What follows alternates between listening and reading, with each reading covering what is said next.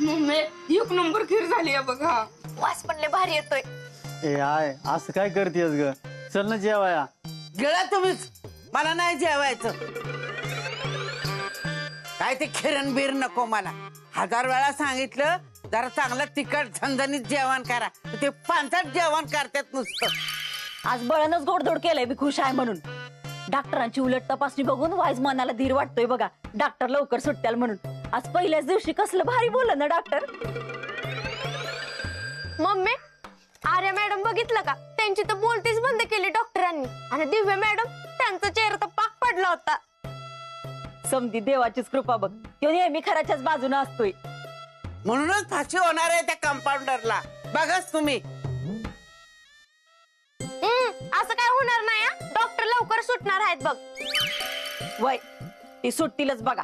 आल्या का तर डॉक्टरच्या जागेला जर मी असतो का नाही, अगोदर सगळ्याची उलट तपासणी घेतली असती. केस म्हणणं सही सलामत बाहेर पडलो असतो आणि मग आर्या मॅडमला म्हणलं असतं विचारा मला प्रश्न. अव गप गुमान खावं ना, नुसते आपल्या बडायाच मारत बसायच्या. तुम्हाला ना एखाद दिवशी एकदम महागात पडणार आहे बघा. हा मी काय म्हणते, आधी कोर्टाचा निकाल लागू द्या, तो डॉक्टर सुटून इथे येऊ द्या, मग करा की काय गोडधोड करायचंय ते. इथं अजून कशात काय नाही, आणि झाली तुमची दिवाळी चालू. एवढा नंतर कधी आम्ही तुम्हाला भेटायला तो तवा बी होत नाही. हे मम्मी अगं मला पण यायची कोर्टात. तुम्ही तिकडे जाता आणि लय मजा करता, मला काय मजाच करायला भेटत नाही. आणि तुझ्या वाड्यात चांगला गावला होता, तू नेलेला होय कोर्टात. होय होय, तो वाटच बघतोय तिकडे तुझी. कवा टोने मला भेटायला येतोय ती जी किरडी ढासाळी तुझी. अरे तुझा मुडदा इथंच बसव की, तिकडे कोर्टात काय आहे रे? आजे मी कोर्टात जाऊन साक्ष देणार आहे. हा टोन्या कोर्टात आहे ना लहान पोरांनी येऊन देत नाही, त्यामुळे इथंच राहायचं तू. अगं दिदी मी जर साक्ष दिली का नाही तर दाजी एका मिनिटात सुटतील बघ. हा ए दाजीवाल्या मुडद्या, ते सुटतोय आता मिरचीच्या खळ्यावर. वाट बघत बस, तो काय सुटणार नाही. त्यांनी किती बी थापा मारले ना तरी मॅडम त्याला सोडणार नाहीत. एक एक बातन 9 हात ज्ञान सांगेल लोकांना शिंबूड आपल्या नाका, अशी गत आहे त्याची. त्याची किरडी ठासाळी त्याची. त्याला घातला नेऊन डाबऱ्यात, त्याच्या पालखीचा निघाला धूर. तो सुटतोय होय. ए आजी किती शिव्या देशील ग? तुझ्या शिव्यांनी मला खीर पण कडू लागायला लागली आता. देऊ दे ग, काय शिव्या द्यायच्या त्यांना ती देऊ दे. कावळ्याच्या शापानं काय गाय मरत नाही. बघ डॉक्टर लवकरच सुट्ट्याल की नाही. हे आजी अगं की जेवायला. अगं लय भारी खीर झाली बघा. ए मुडद्या, जेव तू. त्या कंपाऊंडरला फाशी झाल्याशिवाय ना मी जेवणारच नाही. अगं आई चल की ग जेवाया. अरे आता तुला काही वेगळं सांगूय, मी येणार नाही जेवायला. जातोस का आता तुझा? तू पाय सडकू चांगलं. जेवा रे तुम्ही. नाही जेव दे तिला. मम्मी खीर आता तर लयच गोड लागते बघ. हा मी आज लय वाटे पेणार आहे बघ. हा एक नंबर झाली खीर. हा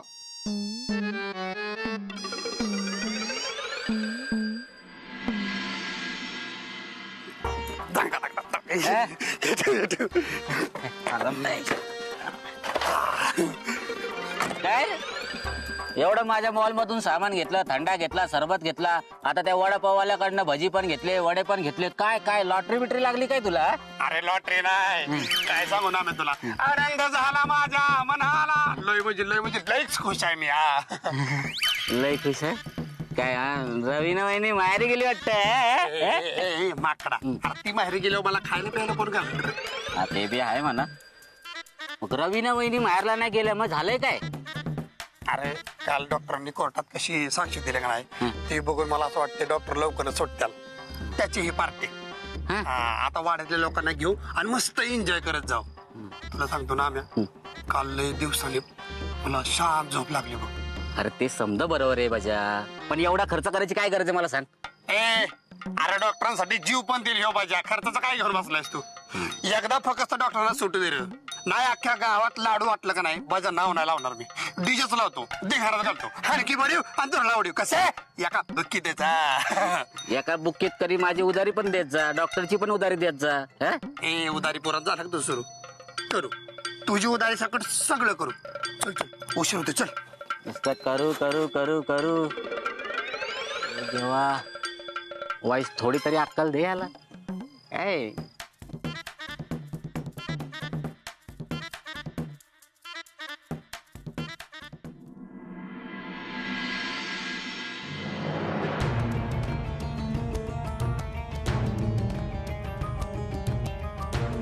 काल डॉक्टरांनी कोर्ट गाजवलं म्हण आणि आज सुद्धा डॉक्टर स्वतः उलट तपासणी घेणार आहेत म्हणून मी सुट्टी काढून आलोय सुनावणी ऐकायला. तुला काय वाटतंय डॉक्टर सुटतील? हे सर्व उलट तपासणीवर अवलंबून आहे. डॉक्टरांनी असं खून करणं शक्यच नाही. ते निर्दोष आहेत. आणि त्यांनीच खून केला असता तर मग काय फाशी शिक्षा होईल? मला नाही वाटत या माणसाने एवढे खून केले असतील. थोड्याच दिवसात कळेल नक्की कोणी काय केले. चला फक्त फॅमिली आत या. होय होय भाऊ दादा मग डिंपल चला लवकर. ह्यांचं मुडदं बसवलं यांचं वाटत काय रे? तो कंपाऊंडर काय हिरो आहे वय तेव्हा एवढी गर्दी केली तो वाटत ना सारखा नाही तर ना एकाचं मुडदच बसवीन मी. आहे तू चल पहिली.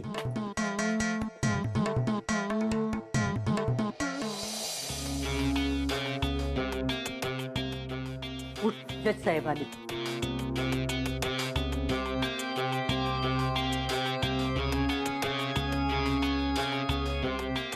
कोर्टाची कार्यवाही सुरू करा.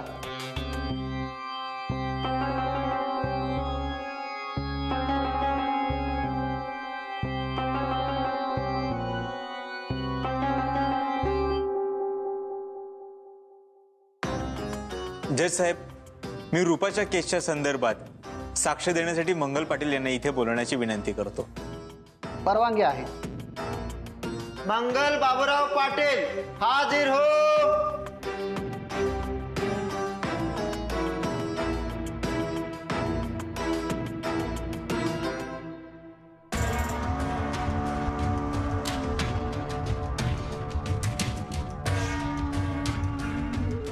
मंगलताई, मला सांगा, रूपा तुम्हाला कधी भेटली?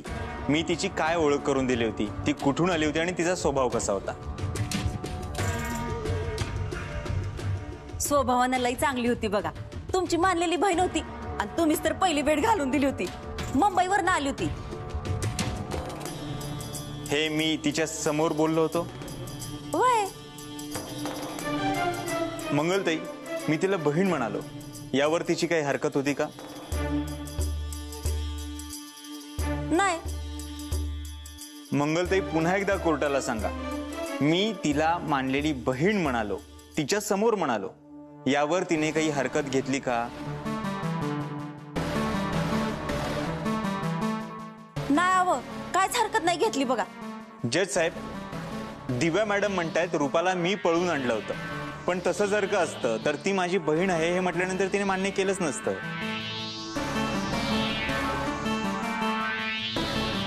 ती आमच्या गावात 2-3 दिवस राहिली. तिच्या वागण्यात बोलण्यात कोणालाच काहीच चुकीचं वाटलं नाही. यावरून हेच सिद्ध होतं जज साहेब की मी तिला मुंबईवरून पळून आणलं नव्हतं, ती स्वतःच आली होती. That's all.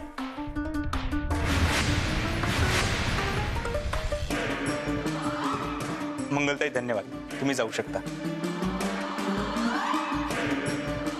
जज साहेब, मी पुढील साक्ष देण्यासाठी डिंपल पाटीलला इथे बोलवण्याची विनंती करतो. परवानगी आहे. डिंपल बाबूराव पाटील हाजीर हो.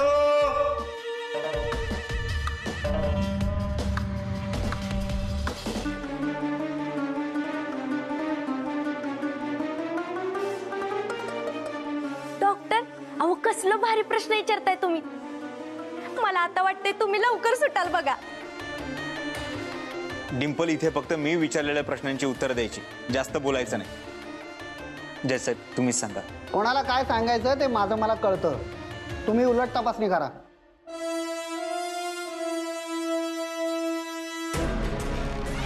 माफ कर. डिंपल, मला सांग, रूपाचे आणि तुझे संबंध कसे होते? लय चांगली होते. ती माझी मैत्रीण झाली होती आणि त्यानंतर बेस्ट फ्रेंड पण झाली होती बघा. Best friend. बेस्ट फ्रेंडकडे आपण मनातल्या बऱ्याच गोष्टी शेअर करतो. तिने तुला काही सांगितलं होतं का? वय, तिनं लय काय शेअर केलं होतं बघा मला. आणि तिला एक बॉयफ्रेंड बी होता. तिला त्याच्याशी लगीन बी करायचं होतं आणि तो तिला इकडे न्यायला बी येणार होता.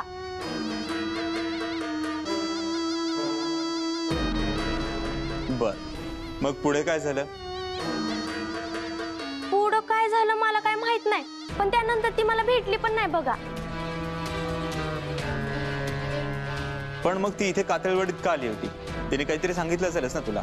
वय ती तुम्हाला लय मानायची ना. मला म्हणजे डॉक्टरांना? वय मग तसं सांग. अहो पण तुम्हीच तर डॉक्टर आहे ना.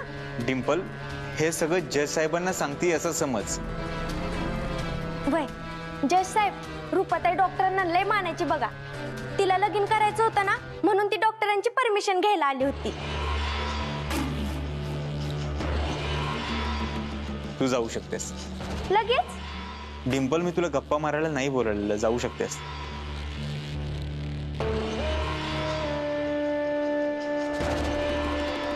जज साहेब, रूपा माझी मुंबईची पेशंट होती.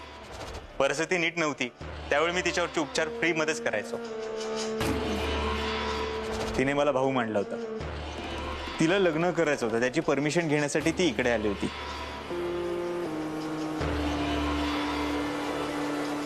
मी तिला म्हटलं असं काही वेडेपणा करू नको. तिने ऐकलंच नाही.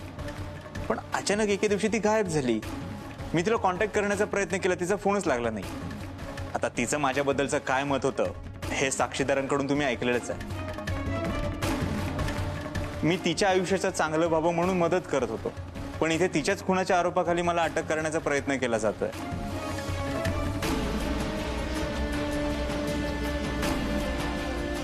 जज साहेब, मी असं का करेन? मी तिचा खून का करेन? तिचा खून करण्यासाठी माझ्याकडे एक तरी ठोस कारण हवं, जे की या केसमध्ये कुठेच दिसत नाही.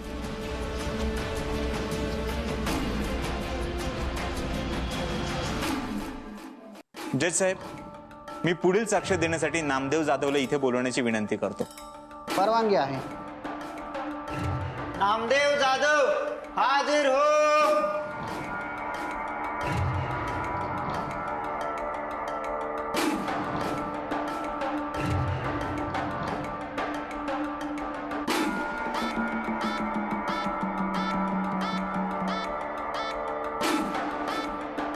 नामदेव, मला सांगा, रूपा तुमच्या दुकानात आली होती का?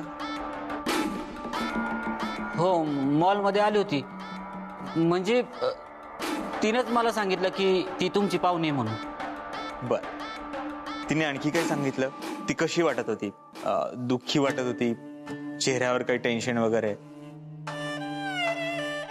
नाही, ती मेकअपचं सामान घ्यायला आली होती आणि खुश दिसत होती. असं काय नव्हतं.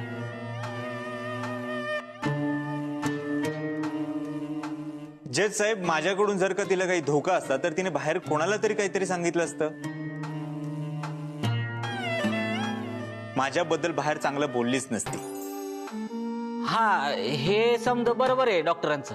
हे ठरवायला मी आहे इथे, तुम्ही नका सांगू.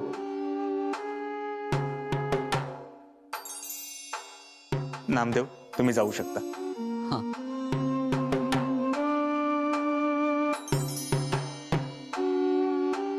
जज साहेब, रूपाच्या वडिलांच्या म्हणण्यानुसार ती देवीसिंग बरोबर पळून गेली होती आणि त्यांच्याच सांगण्यावरून देवीसिंगचं स्केच काढलं होतं. आता ते स्केच माझ्याशी खरंच जुळतंय की नाही याची शहानिशा करावी. ते स्केच आपल्या पोलीस डिपार्टमेंटकडे आहे. डॉक्टर लयच पोचलेला माणूस आहे. कसा जजला शिंडी लावती आणि ती जज बी घेते शिंडी लावून. कोण बोललं? कोण बोललं? बोला लवकर. हे बघा, हे वेगळ्या ग्रहावरून आलेले लाला. तुम्ही उभे राहा आधी. काय चाललंय हे? कोर्टात येऊन तुम्ही कोर्टाचा अपमान करताय? काय लाज वाटतं का नाही तुम्हाला? कोर्टात केस ऐकायला येतं का टाइमपास करायला येतात? तुमच्या सारख्या लोकांमुळे न्याय व्यवस्थेवर प्रश्न उभे केले जातात. ते काही नाही, तुमच्या सारख्यांना ना चांगलीच अद्दल घडली पाहिजे. यांना 1 महिन्यासाठी जेलमध्ये टाका. अहो अहो साहेब, असं काय करू नका. ही एकुलती एक बायको आहे माझी, माझ्याशिवाय कशी राहील? आणि वयस्कर सासू आहे, हिची काळजी कोण घेणार माझ्याशिवाय? मी मस्त खमके, माझी नका काळजी करत. टाका ह्याला. अगं काय बोलते असं तू? अहो जज साहेब, अहो असं नका हो करू. चुकलं माझ्या नवऱ्याचं. अहो माझा नवरा लय बोळा आहे बघा. माफ करा हो जज साहेब त्यांना. का तुम्हालाही जायचं त्यांच्या बरोबर आहात? अहो जज साहेब, असं काय करू नका हो. त्या डॉक्टरने तुम्हाला किती बी गंडवलं ना, एक शब्द बी बोलायचं नाही. पण मला इथं थांबू द्या. आधी यांना बाहेर घेऊन जा. अहो नको साहेब, ऐका माझं. शिकरे साहेब, असं करू नका. माझ्या लय ओळखी दिला. अहो असं नका करू शिकरे साहेब. काळजी घ्या, काळजी. अजून लागा की त्या कंपाऊंडरच्या नादाला. लय बाजू घेऊ वाटत होती ना त्याची. बसा आता. Order order. आता मला कोणाचाही आवाज नकोय. जज साहेब, मी पुढील साक्ष देण्यासाठी एसीपी दिव्या सिंगला इथे बोलवण्याची विनंती करतो. परवानगी आहे. एसीपी दिव्या सिंग हाजिर हो.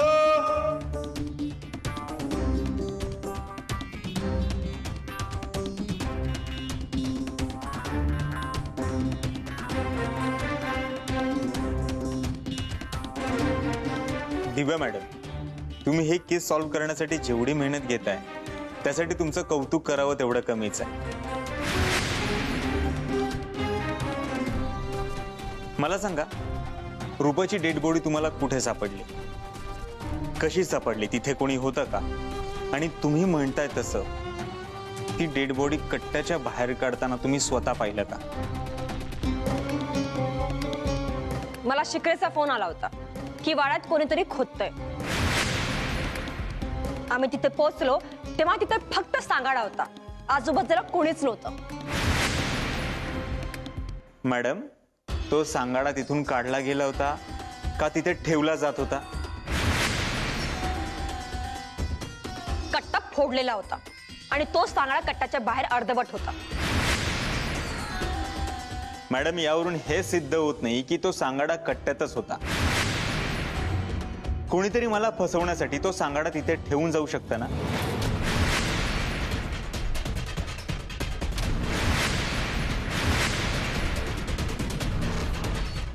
हो. जज साहेब, ज्या दिवशी सांगाडा सापडला त्या दिवशी मी जेलमध्येच होतो. दिव्या मॅडम स्वतः येऊन चेक करून गेल्या होत्या. दिव्या मॅडम, हे खरं?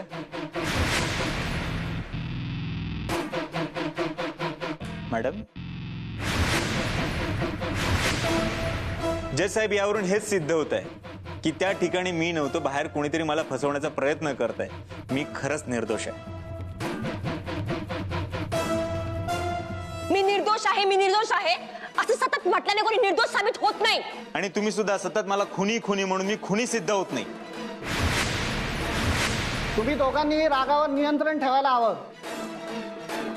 हे कोर्ट आहे, कुस्तीचा आखाडा नाही.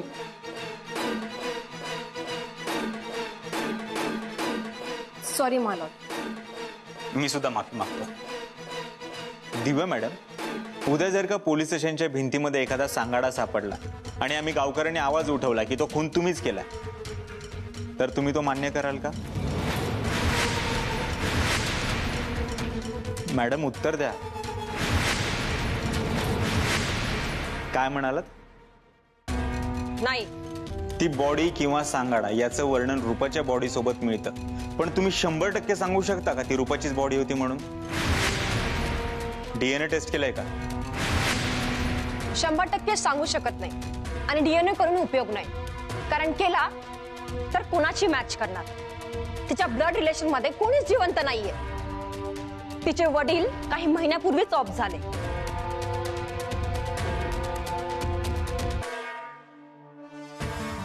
जज साहेब, मी अनेकदा असं ऐकलंय, 100 गुन्हेगार सुटले तरी चालतील पण एका निरपराध माणसाला फाशी होता कामा नये. मी खरंच काही केलेलं नाही, मी निर्दोष आहे. कारण यांच्याकडे आजही कोणताच असा ठोस पुरावा नाही ज्याच्यामध्ये मी खुनी आहे हे सिद्ध होईल.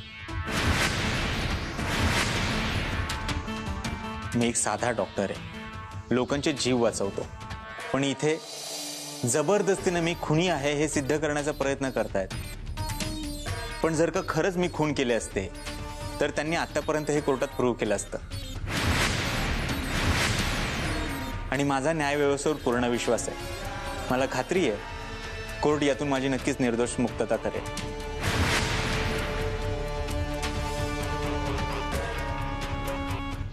तुम्ही जाऊ शकता.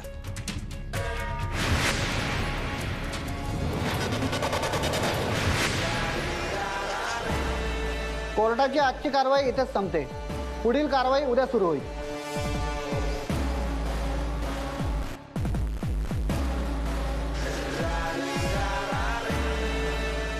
वा,